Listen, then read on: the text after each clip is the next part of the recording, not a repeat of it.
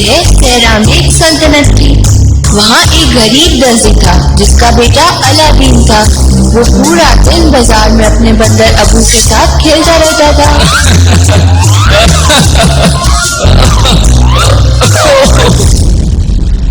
بدقسمتی سے جب وہ 16 سال کا ہوا اس کے والد چل بسے. امی آپ فکر مت کریں، میں خود دکان پہ کام کر کے پیسے کماؤں گا. اور الادین نے اپنے والد کی دکان پہ کام کرنا شروع کر دیا. ایک دن ایک اجنبی اس کی دکان پر آیا. میرے پیارے الادین، تمہارے والد کے انتقال کے بارے میں سنا. میں اس وقت شہر میں نہیں تھا. میں نے آپ کو پہلے کبھی نہیں دیکھا. کون ہے آپ؟ میں تمہارا چچا ہوں. میں کافی عرصے سے ملک سے باہر تھا. جی چاچا، میں نے آپ کے بارے میں والد صاحب سے سنا تھا. میں تمہیں ایک خفیہ جگہ لے جانا چاہتا تھا جہاں چھپا ہوا خزانہ ہے. چلو گے میرے ساتھ؟ کیوں بچے؟ خزانہ؟ چلے چلتے ہیں چاچا. الادین اونٹ پر سوار ہوا اور وہ سفر پر نکل گئے. وہ کافی دن تک چڑھتے گئے. آخر کار وہ پہاڑوں کے پاس پہنچے جس کے درمیان مشکل راستہ تھا. یہ ہے وہ جگہ. جاؤ جا کر کچھ لکڑیاں لے کر آؤ، آگ لگانی ہے. جیسے ہی آگ جلی اس آدمی نے آگ میں پاؤڈر پھینکا اور جادو مستر کرنے لگا. زمین میں سے ایک سفید پتھر نکلا جس کے اوپر انگوٹھی رکھی تھی. چاچا یہ کیا ہے؟ مجھے بہت ڈر لگ رہا ہے. ارے ڈرو مت، بس وہی کرو جو میں. چلتے جانا جب تک کہ اس جگہ نہ پہنچ جاؤ جہاں ایک جلتا ہوا چراغ رکھا ہوا ہے. اس کا تیل نکال دینا اور میرے پاس لے آنا. یہ انگوٹھی تمہاری ہر خطرے سے حفاظت کرے گی. الادین بہت احتیاط سے بغیر سنہری دیواروں کو ہاتھ لگائے نیچے اتر گیا. یہاں ایک خوبصورت پھلوں کا باغ تھا. کتنے لذیذ پھل. الادین کو بہت بھوک لگ رہی تھی. وہ بغیر پھل توڑے رہ نہیں سکا. جیسے ہی اس نے سیب توڑا وہ ایک ہیرے میں تبدیل ہو گیا. ارے واہ. پھر اس نے کچھ انگور توڑے جو موتیوں میں بدل گئے. الادین جتنے پھل جمع کر سکتا تھا اس نے کیے. جلد ہی اس کو وہ چراغ نظر آیا. اس نے اس سے تیل نکالا اور جواہرات کے اوپر رکھ دیا. الادین سیڑھیوں کے پاس گیا جہاں اس کا چاچا بے چینی سے اس کا انتظار کر رہا تھا. ادھر آؤ، مجھے یہ چراغ دو. چاچا خزانہ زیادہ ہے، مجھے آپ کی تھوڑی مدد کریں. بے وقوف لڑکے، یا تو مجھے چراغ دو یا ہمیشہ یہیں پڑے رہتا.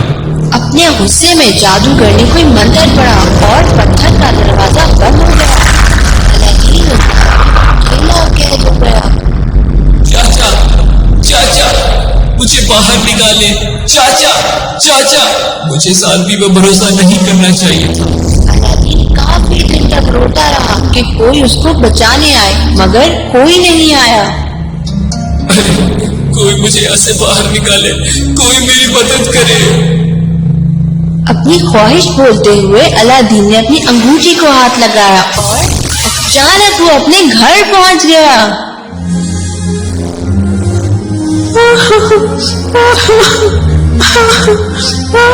تم اتنے دن سے کہاں تھے؟ میں نے تمہیں ہر جگہ ڈھونڈا پر تم نہیں ملے. الادین نے پوری کہانی اپنی ماں کو سنائی اور وہ سارا خزانہ دکھایا جو اس نے جمع کیا تھا. یہ تو بہت ہی پرانا چراغ ہے. اس نے چراغ کو رگڑ کر صاف کیا. اچانک اس میں سے ایک بہت بڑا جن نکل آیا. خاتون مجھے اپنی خواہش بتائیں. میں آپ کا غلام ہوں کیونکہ آپ کے ہاتھ میں چراغ ہے. الادین اور اس کی ماں کافی حیران ہوئے. ماں نے پھر جن سے دعوت کے لیے کہا کیونکہ وہ کافی دن سے بھوکے تھے. اچانک جن نے کافی ساری چاندی کی پلیٹیں ٹیبل پہ لگا دی اور ہر پلیٹ میں لذیذ کھانے غیب سے آنے لگے جیسے بنا ہوا گوشت، مٹھائیاں اور بہت کچھ.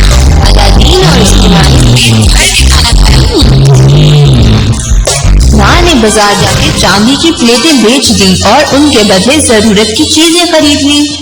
ایک دن الادین اور ابو بازار سے گزر رہے تھے کہ اچانک انہوں نے ایک اعلان سنا. سب اپنی اپنی دکانیں بند کر دیں اور راستہ خالی کر دیں. کسی نے بھی شہزادی کی طرف دیکھنے کی کوشش کی تو اس کا سر قلم کر دیا جائے گا.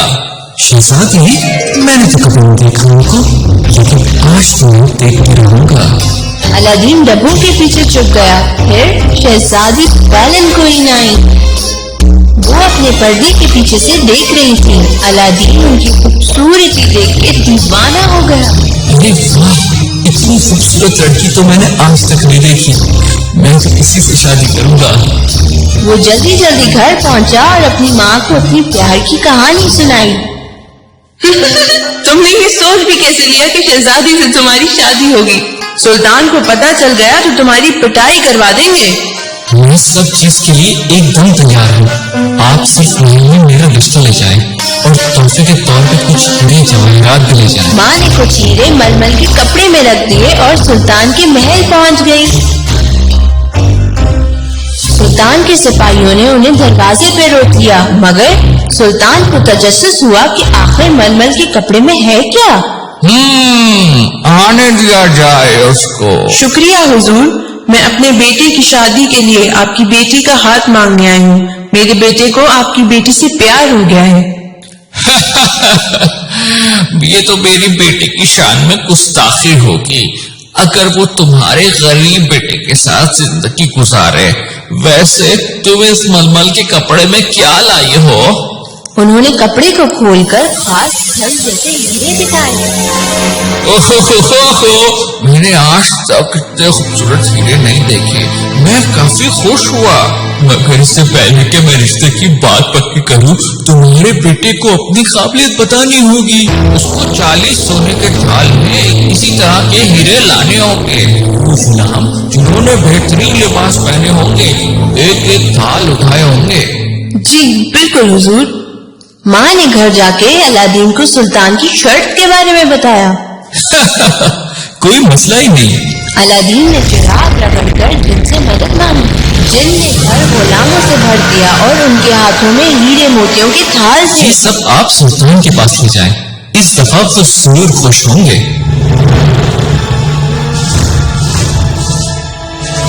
تم نے مجھے پھر سے خوش کر دیا، مگر تمہارے بیٹے کو ایک عالیشان محل بنانا ہوگا جس میں میری بیٹی اس کے ساتھ رہ سکے. ماں نے گھر جا کے الادین کو سلطان کی دوسری شرط بتائی. اس نے پھر چراغ رگڑا اور جن سے مدد مانگی. جن نے راتوں رات ایک عالیشان محل کھڑا کر دیا جو سلطان کی کھڑکی سے بھی دیکھا جا سکتا تھا. پھر جن نے الادین کے محل سے سلطان کے محل تک ایک لمبا قالین بچھا دیا. بہت اعلیٰ جینی. اب مجھے شاہی کپڑے اور ایک خوبصورت گھوڑا چاہیے. جی میرے آقا، جیسا آپ کا حکم. جن نے الادین کو بہترین کپڑے دیے اور وہ سفید گھوڑے پہ سوار ہو کے سلطان کے محل چلا گیا. خوشی ہوئی تم سے ملتے نوجوان. تم نے اپنی قابلیت دکھا دی ہے.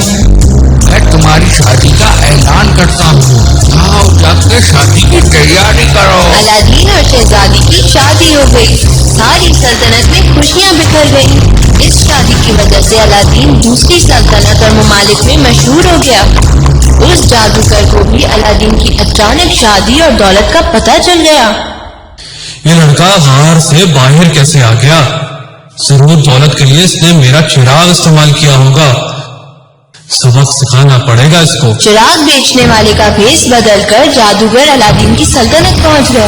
محل کے باہر پہنچ کر وہ چراغ کی زبردست پیشکش لگانے لگا. الادین اس وقت اپنے محل میں موجود نہ تھا. کسی کے پاس اگر پرانا چراغ ہے تو وہ دے دے اور نیا چراغ حاصل کر لے. الادین بہت خوش ہوگا اگر میں اس کو نیا چراغ پیش کروں. وہ اس پرانے چراغ کو کب سے استعمال کر رہا ہے. اس نے جادوگر کو اپنا چراغ دے کر نیا چراغ لے لیا. جیسے ہی اس کے ہاتھ چراغ لگا اس نے رگڑ کر جن کو بلا لیا. جو حکم میرے آقا. آپ میرے مالک ہیں کیونکہ آپ کے ہاتھ میں چراغ ہے. اس محل اور شہزادی کو کہیں اور ریگستان میں چھوڑاؤ جہاں ان کو کوئی ڈھونڈ نہ سکے. ایک زوردار آواز کے ساتھ الادین کا محل غائب ہو گیا. سلطان نے اپنی کھڑکی سے یہ منظر دیکھا کہ الادین کا محل غائب ہو گیا ہے تو اس نے حکم دیا کہ الادین کو اس کے محل فوراً بلایا جائے.